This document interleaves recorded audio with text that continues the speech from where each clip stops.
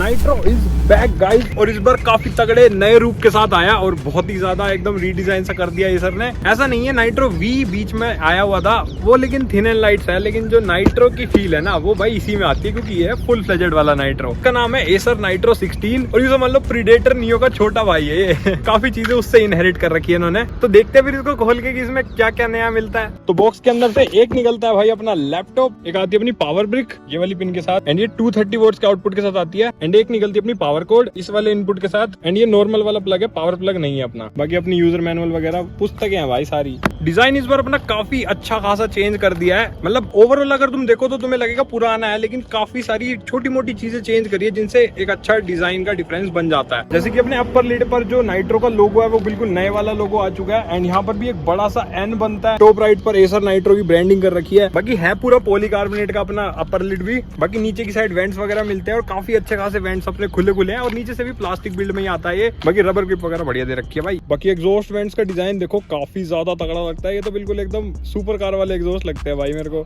Right side पर और एक लेफ्ट साइड पर भी हमें एग्जॉस्ट वेंट मिलता है। टोटल 4 एग्जॉस्ट वेंट्स है इसके अंदर। बाकी पोर्ट्स हमारे लेफ्ट साइड पे भी है, पीछे भी है, एंड राइट साइड पर भी है भाई। पर एक चीज है कि ये टिपिकल नाइट्रो है तो अच्छा खासा मोटा है, मतलब खाते पीते घर का अपना मोटा भाई है ये। नाइट्रो भी पतला भाई है इसका। बाकी बिल्ड क्वालिटी एज यूजुअल अपने नाइट्रो की तगड़ी मिलती है हमें हर जगह से। मस्त एक हाथ से भाई अपना ओपन हो जाता है, बिल्कुल वेट डिस्ट्रीब्यूशन की कोई दिक्कत नहीं है। हिंज की क्वालिटी भी देख सकते हो भाई काफी सही है यार, मतलब कोई दिक्कत नहीं आएगी इसमें। और वॉबलिंग भी देख सकते हो बिल्कुल ना के बराबर हमें मिलती है। बाकी फ्लेक्स की बात करें तो यार पॉलीकार्बोनेट बिल्ड है, हल्का फुल्का फ्लेक्स तो देखो आता ही है उस हिसाब से, बट इतना ज्यादा नहीं है। एंड कीबोर्ड फ्लेक्स भी बिल्कुल ना के बराबर है। तो ओवरऑल अपनी प्लास्टिक की जो क्वालिटी है वो काफी तगड़ी दे रखी है, मस्त एकदम। पैसे भी तो यार फिर बढ़िया वाले ले रहे हैं ना ये। तो इतना तो हक बनता है हमारा। बाकी वेट की बात करें तो 2.5 kg का वेट है, डेफिनेटली हैवियर साइड है भाई। और चार्जर के साथ देखें तो 3.2 kg के आसपास बन जाता है। डेफिनेटली बहुत ही भारी हो जाएगा ये लैपटॉप, ऐसे उठाने में फील हो रहा है यार मेरे को। बैग में अगर डाल के घूमोगे ना तो ज्यादा दिन चल नहीं पाओगे। बाकी अंदर से भी इसका डिजाइन काफी ज्यादा गेमिंग लुक देता है हमें। कीबोर्ड के ऊपर चाहे वो वेंट्स की ग्रिल्स देख लो, बहुत ही बढ़िया लगती है, ऐसे हेक्सागन शेप में आती है। लेफ्ट साइड पर कुछ स्टिकर्स वगैरह दे रखे हैं और राइट साइड पर इसके फीचर्स मेंशन कर रखे हैं बढ़िया बढ़िया। और सेंटर में आता है इसका टच पैड जिसकी क्वालिटी काफी अच्छी है, फीडबैक बढ़िया देता है, एंड एकदम सॉफ्ट वाला फीडबैक आता है इसमें से। है वैसे प्लास्टिक का बट क्वालिटी अच्छी है, और काफी हद तक बिल्कुल जैसे पुराने नाइट्रो में आता था वैसा ही है।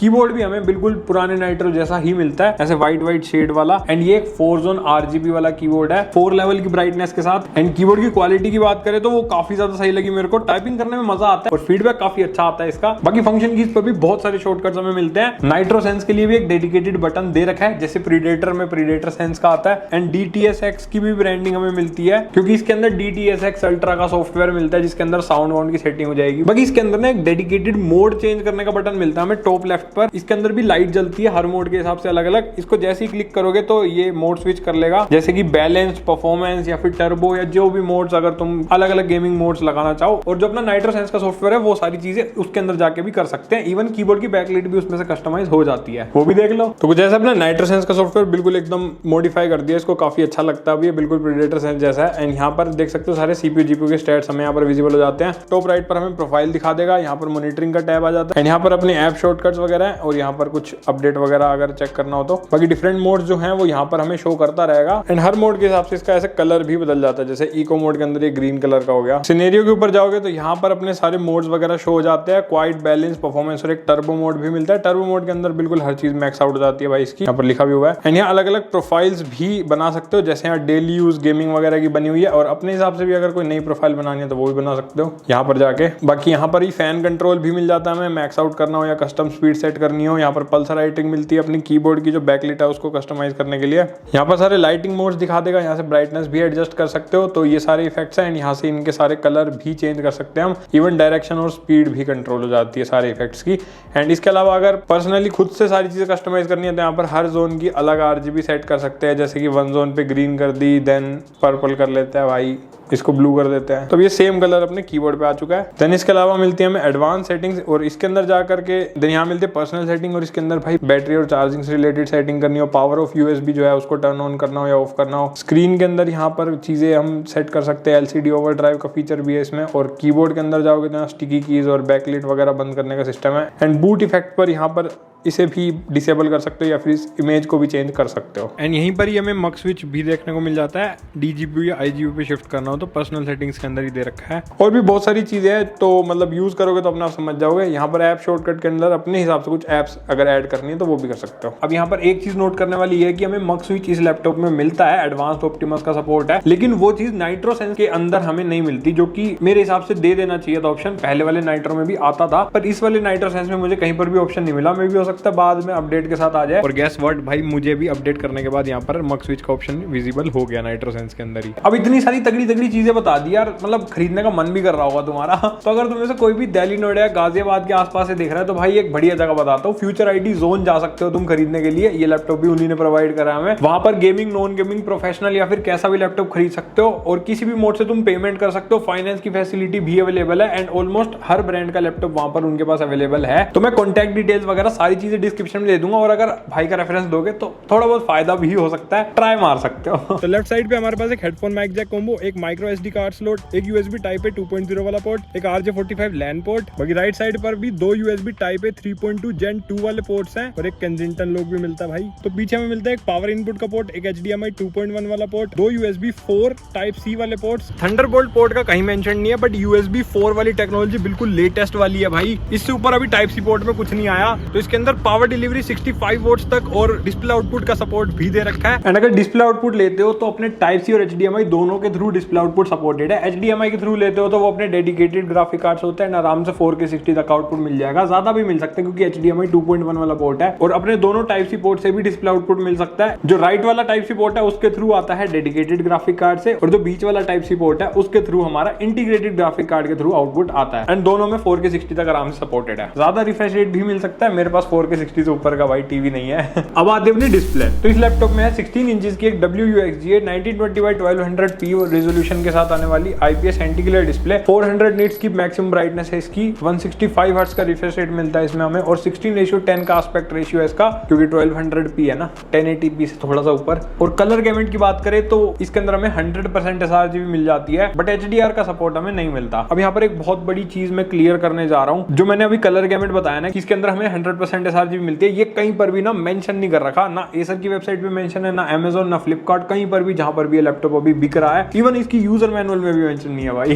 तो बहुत ज्यादा रिसर्च करने के बाद मैंने इसके अंदर से इसके मॉनिटर की हार्डवेयर आईडी निकाली, पैनल आईडी जो होती है उसके थ्रू मैंने इंटरनेट पर काफी रिसर्च किया। तो मुझे पता चला कि भाई इस मॉनिटर के अंदर, मतलब इस पर्टिकुलर पैनल में हमें 100% sRGB मिलती है, जो इसकी आईडी के थ्रू मुझे पता चला। एंड कलर्स भी मैंने जब इसके कंपेयर करे तो मुझे भी पर्सनली फील हुआ कि हाँ ये वही डिस्प्ले हमें मिल रही है। एंड सेम ऐसी ही डिस्प्ले प्रीडेटर नियो 16 में भी आती थी लास्ट ईयर। इस साल पता नहीं सेम डिस्प्ले है या अलग है, बट 165 हर्ट्ज वाली जो सेम डिस्प्ले है इसके अंदर भी वही मिलती है हमें, सेम WUXGA वाला पैनल है। तो काफी चांसेस है कि इसके अंदर हमें 100% sRGB ही मिलती है, पर ये कहीं ऑफिशियली मेंशन नहीं है, ना मुझे कहीं मिला, तो इसलिए मैंने सोचा क्लियर कर दूं। बाकी एसर वालों से कंफर्म कर सकते हो तुम, मुझे जो पता चला मैंने बता दिया। मतलब मैं ये सोच रहा हूँ कि यार ये एक अच्छा पॉइंट होता है किसी भी एक लैपटॉप के अंदर, पर इस चीज को छुपा क्यों रहे हैं एसर वाले, समझ नहीं आया भाई मेरे को। यार तुम ये चीज दिखाओगे तो लोगों को अच्छा लगेगा, काम का डाउट में छोड़ देते हैं एसर वाले, पता नहीं आधी इन्फॉर्मेशन क्यों देते हैं हर जगह। बाकी डिस्प्ले की क्वालिटी ओवरऑल अच्छी है, तो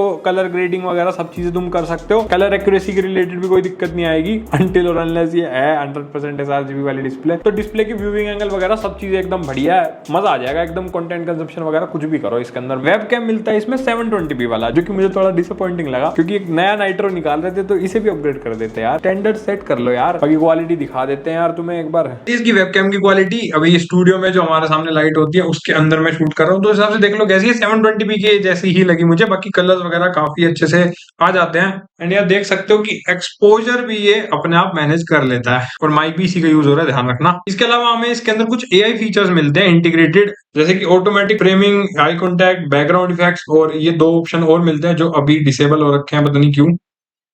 बाकी इससे तो आ जाता है देखो पीछे ब्लर, इससे तो हमारे पीछे ब्लर आ जाएगा। आई कॉन्टैक्ट वाला यूज करेंगे तो अगर मैं इधर भी देख रहा हूँ तो मेरे हिसाब से ये मेरे को कैप्चर कर रहा होगा, बाकी बता देना कर रहा है या नहीं। बाकी जो ऑटोमेटिक फ्रेमिंग है अगर इसे ऑन कर दे तो बेसिकली जैसे ऐसे घूमूंगा मैं, किधर भी जाऊंगा तो ये मुझे हल्का फुल्का जो है ट्रैक कर लेगा। ये देखो कर रहा है, काफी हद तक कोशिश कर रहा है। इसके अलावा AI नॉइज कैंसिलेशन वगैरह वो सारी चीजें तो मिलती है, जो मैंने अपनी पुरानी वीडियोस में भी कवर करके बताया है कि क्या क्या फीचर एसर दे रहा है। प्रीडेटर वाली वीडियो में भी कवर किया था, तो वो वीडियो भी चेकआउट कर सकते हैं। 2 वाट के 2 डाउन फायरिंग स्पीकर है, उस हिसाब से आवाज एवरेज जैसी ही है, थोड़ी सी अबव कह सकते हो, क्योंकि लाउडनेस वगैरह अच्छी है। बाकी जो इसके अंदर DTS अल्ट्रा का सॉफ्टवेयर मिलता है उसके थ्रू थोड़ी बहुत ट्वीकनेस तुम अपने हिसाब से ट्यूनिंग बिठा सकते हो, पर मेरे हिसाब से वो अगर तुम हेडफोन वगैरह लगाओगे तो ज्यादा अच्छे से वर्क करेगा, क्योंकि इसके स्पीकर्स में उतनी जान नहीं है। बट ठीक है, अकेले बैठ के अगर तुम टाइम पास करना चाहो तो वो काम कर सकते हैं। स्पीकर उतने लेवल के तो है, नॉर्मली ये सर इतने अच्छे भी नहीं देता। बैटरी इसके अंदर मिलती है 90 वोट आवर्स की, और भाई ये बहुत ही ज्यादा बड़ी बैटरी होती है। मतलब तुम अगर इसे 60 हर्ट्ज पे यूज करोगे, iGPU वाले मोड पे कीबोर्ड बैकलाइट बंद करके और ब्राइटनेस भी कम कर दोगे, तो आराम से ये 4 से 5 घंटे का बैकअप निकाल देगा। और इतना तगड़ा बैकअप गेमिंग लैपटॉप्स में जनरली बहुत ही कम देखने को मिलता है, पर इसमें मिल जाएगा। बाकी यहाँ तुम्हारी यूसेज पे डिपेंड करेगा, मैं ऐसे क्लेम नहीं कर रहा भाई, अलग यूसेज पे अलग बैकअप। तो भैया सारी बातें हो गई, लेकिन रह गया है अब सिर्फ स्पेसिफिकेशन। परफॉर्मेंस देखने से पहले पता करना पड़ेगा ना। तो इसके अंदर हमें Ryzen 7 7840HS वाला प्रोसेसर मिलता है 8 कोर 16 थ्रेड्स के साथ, और ये one of the best processor लगता है मेरे को Ryzen की तरफ से आने वाला, जो इंटेल को टक्कर देता है भाई। बताता हूँ अभी आगे कैसे। ग्राफिक कार्ड है इसमें RTX 4050 6GB VRAM वाला 140 वोट की TGP के साथ, फुल फ्लेजेड बिल्कुल। रैम है इसके अंदर 16GB की डुअल चैनल DDR5 4800 मेगाहर्ट्ज वाली रैम, और ये 32GB तक सपोर्ट करता है, मतलब दोनों ही स्लॉट्स के अंदर तुम 16GB की अगर 2 रैम लगाते हो तो। और इसमें 5600 मेगाहर्ट्ज तक की रैम सपोर्टेड है, तो अपग्रेड करना चाहो तो हायर फ्रीक्वेंसी पे अपग्रेड कर सकते हैं। पर मैं यही कहूंगा कि अगर दोनों रैम लगाते हो ना, तो कोशिश करना कि तुम सेम फ्रीक्वेंसी की ही लगाओ, मतलब ऐसे मत करना 4800 और 56 लगा दो, मतलब प्रेफर यही करना कि सेम फ्रीक्वेंसी की हो। और स्टोरेज की बात करें तो 512GB की Gen 4 SSD मिलती है इसके अंदर, 7000 प्लस की रीड राइट स्पीड आ जाती है यार, मतलब Gen 4 की मैक्स आउट स्पीड है। एंड एक्स्ट्रा स्लॉट के रिगार्डिंग कहीं पर भी कोई इन्फॉर्मेशन नहीं थी, और मैं इसे खोल नहीं सकता, वरना मैं तुम्हें खोल के दिखा देता। अगर अपने पास्ट एक्सपीरियंस से बताऊं तो नाइट्रो के अंदर हमेशा से एक एक्स्ट्रा स्लॉट होता ही है, इसमें भी मेरे हिसाब से होगा। और पर स्लॉट तुम आराम से 1TB तक अपग्रेड कर सकते हो, 2TB भी हो सकती है, पर 1TB तो भाई बहुत आराम से हो जाएगी, उससे कम तो फायदा ही नहीं है ना। तो मैं यही कहूंगा जहां से भी खरीदते हो एक बार कंफर्म कर लेना, अगर इन केस तुम अपग्रेड करने का सोच सकते हो तो। कनेक्टिविटी के लिए इसमें है Wi-Fi 6E एंड Bluetooth 5.3। बाकी MS Office इसके अंदर इंक्लूडेड नहीं है, क्योंकि ये टिपिकल गेमिंग लैपटॉप है। MS Office से तो इज्जत गिर जाएगी ना इनकी, दे दो यार, मेरे हिसाब से वैसे देना चाहिए था, कहाँ भटकेंगे। तो मैंने इसके अंदर कुछ बेंचमार्क टेस्ट रन करे थे भाई। Geekbench 6 के अंदर हमें कुछ ऐसे स्कोर मिलते हैं, एंड ग्राफिक क्वालिटी के अंदर भी भाई काफी तगड़ा स्कोर निकाल दिया इसने। एंड Cinebench 2024 का स्कोर भी देख सकते हो, काफी खतरनाक आ रहा है। CPU GPU अपने तगड़े हैं भाई। इसके अलावा PC Mark 10 के अंदर हमें कुछ ऐसा स्कोर मिला था, एंड क्रॉस मार्क का स्कोर भी देख सकते हो कि डे टू डे यूसेज के हिसाब से कैसी परफॉर्मेंस मिलेगी। बाकी 3D Mark Time Spy के अंदर हमारे पास ये स्कोर आए थे, और VR Mark के अंदर भी देख सकते हो काफी तगड़े स्कोर इसने निकाल दिए। तो जो फुल फ्लेजेड वाला 4050 है वो भाई उसी हिसाब से स्कोर निकाल के दे रहा है, एकदम खतरनाक वाले। एंड अगर CPU की बात करें तो मैं इसी CPU के साथ अपना एक HP Victus वाला लैपटॉप रिव्यू कर चुका हूँ, उसके अंदर मैंने ढंग से समझाया था कि ये वाला CPU कितना पावरफुल है। रफली बताऊं तो i5 13500H जैसा परफॉर्म कर देता है ये,